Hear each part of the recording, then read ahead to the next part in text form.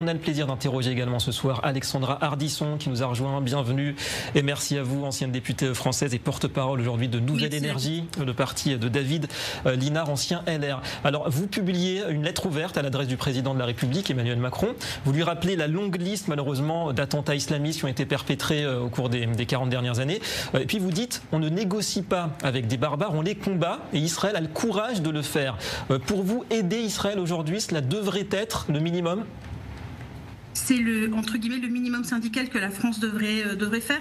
Aujourd'hui, c'était important, je vous remercie David de me donner ce temps de parole, c'était important de démontrer et de montrer surtout à Israël, aux Français qui sont en Israël plus largement, que les paroles, les propos, les actions ces derniers temps du président de la République ne reflètent pas toute la pensée des Français aujourd'hui. On a un vrai sujet aujourd'hui avec les prises de position à propos d'Israël et à propos du Premier ministre et autres sur Israël. Et c'est important que vous puissiez entendre aujourd'hui une autre voix. Donc oui, on a un président de la République aujourd'hui qui a des propos, j'allais dire, contradictoire. On a un Premier ministre qui aussi agit de façon contradictoire. Et donc aujourd'hui, il est important qu'Israël entende aussi une autre voix. Effectivement, c'est important de dire qu'en France, il n'y a pas une seule voix. Vous dénoncez également dans cette tribune le projet qu'on prête à la France. C'est important aussi de reconnaître quand même un État palestinien. Là, vous dites erreur grossière, surtout en ce moment ? C'est pas le moment. Enfin, soyons honnêtes. Quand le président de la République publie une tribune, enfin pas une tribune, pardon, un message sur X le lendemain de l'attaque sur l'Iran en disant quelque part, merci à Israël, il ne faut pas que l'Iran se dote de l'arme nucléaire. On sera aux côtés d'Israël si jamais demain l'Iran les attaque. Le lendemain, le président de la République s'empresse de dire on n'est pas intervenu, on n'a rien fait et la priorité de la France reste la reconnaissance de l'État palestinien. Ce n'est pas le moment, c'est une espèce de naïveté, si ce n'est pas de l'incompétence, de penser que la paix au Proche-Orient dépend uniquement de la reconnaissance de l'État d'Israël, de l'État de la Palestine, pardon. Ce n'est absolument pas le sujet. Que d'abord on arrive à se débarrasser du Hamas, qui est un groupe terroriste, qu'on arrive quelque part à s'assurer que l'Iran ne puisse pas détenir l'arme nucléaire. Et après, peut-être, bien évidemment, les Palestiniens auront droit à un État. Mais aujourd'hui, quelque part, reconnaître un État à la Palestine serait donner un quitus aux méthodes barbares et sanguinaires du Hamas. C'est complètement déconnecté de la réalité. Ce n'est pas le moment. Aujourd'hui, le rôle de la France, c'est d'être aux côtés d'Israël, aux côtés des Français qui sont aujourd'hui bloqués en Israël, parce qu'apparemment, il y a un gros sujet aussi là-dessus, avec le Quai d'Orsay qui, je ne sais pas ce qu'il fabrique. Le Quai d'Orsay était très fort à un moment donné quand on avait des pseudo-influenceurs, acteurs qui ont refait un remake de la croisière s'amuse pour demander absolument la libération alors qu'il n'était absolument pas otage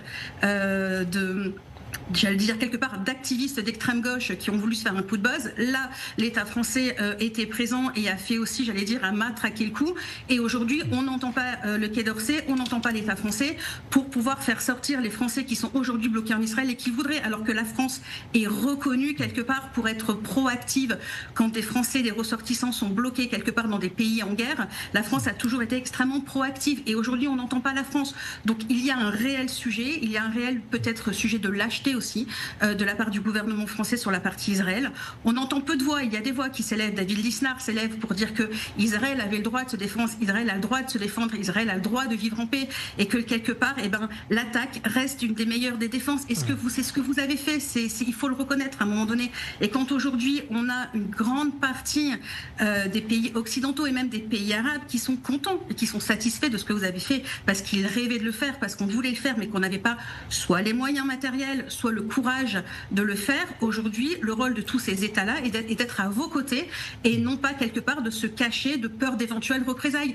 De toute façon, si nous vivons cachés, nous aurons des représailles. Il faut bien qu'on ait conscience de ça. On a face à nous des personnes qui veulent imposer une charia, qui veulent imposer leur façon de voir les choses, qui ne veulent pas vivre en paix. Donc, à un moment donné, remercions Israël de ce qu'ils ont fait. La reconnaissance de l'État palestinien devra, à mon sens, venir. Ce n'est pas le moment. Ouais, donc soutien et compréhension de votre part. Alors c'est vrai que ça date pas d'hier, on a du mal à suivre, comme vous le dites, la ligne directrice du Quai d'Orsay, mais vous pensez quand même que la France est capable de changer, de mettre à jour son logiciel diplomatique un jour ? Alors, je pense qu'avec ce président-là, ça ne sera pas possible. Enfin, on voit bien qu'à un moment donné, c'est de plus en plus incohérent. Ça va dans tous les sens. On plane de nuit, j'allais dire, on masque les stands d'entreprises israéliennes au Salon du Bourget.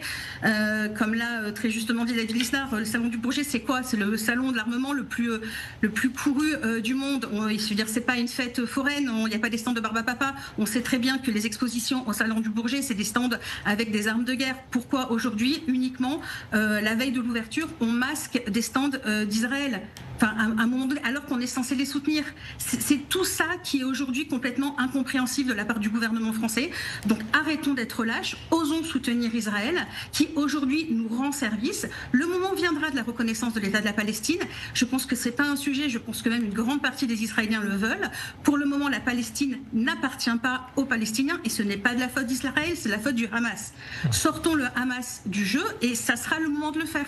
Et aujourd'hui, pensons aussi à tous ces Iraniens et surtout ces Iraniennes qui attendent que d'une seule chose, c'est d'être libérés de la République islamiste. Donc à un moment donné, vous agissez, soyons nous aussi courageux et soyons à vos côtés. Je pense que c'est la moindre des choses que la France pourrait faire. Ben, retient vos mots forts, hein. Arrêtons d'être lâches. Un grand merci à vous, merci Alexandra Ardisson, d'avoir répondu en direct ce soir à nos questions.